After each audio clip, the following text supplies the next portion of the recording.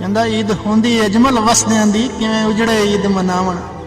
किंदे कान खरीदण ईद दे तोहफे ते किंदे नां दियां मेहंदियां लावण।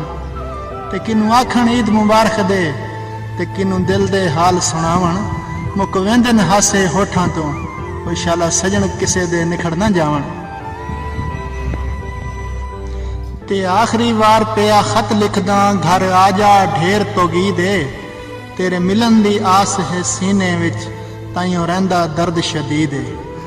ते बड़े औखे दे पै लंघदे हन गल सुन मेरी यार मजीद है। ते मंगल दी शाम नू आ जावीं ओ मेरा चन्न बुध दी तां ईद है। ये शौक उचेरियां संगतां दे साडे ज़हन ते आके बह गए। असां संगत ते हसरत अरशां तो मुंह भार जमीन ते ढह गए। असां सोचा हा सजन मनावण आसन असां ख्वाब ते कहंदे रह गए। रुसन गरीब ते हर कोई आंदा चंगा है मगरों लै गए।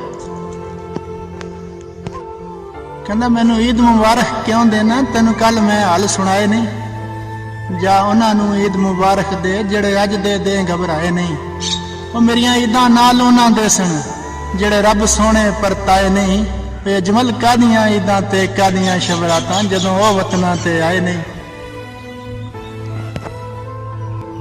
ओ तेरे प्यार दी मार लाचार कीता है हुण कदम च वेंदा ही कोई नहीं। झली पैं तीर विछोड़ियां दे फट जिगर दे सींदा ही कोई नहीं।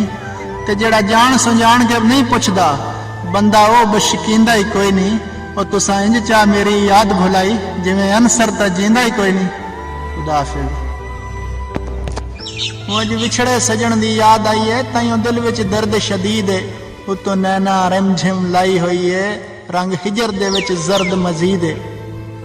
बंदे सजन बना के छड़ नहीं जांदे ओनू करे कोई यार तोगी दे। ते मैं किनू ईद मुबारक आखां मेरी केड़ा यार कोई किसे नाल परीत है। ओ मैं सुनिया है अज ईद दा दिन है पई खलकत मेहंदियां लेसी। सजन मुबारक दे सन सजना नू रले हर कोई ईद करे सी। ते मैं कमला तेरियां गलियां विच सद मार के इहो दर्द अखेसी। कोई है जड़ा किस्मत सड़िया नू आण ईद मुबारक देसी।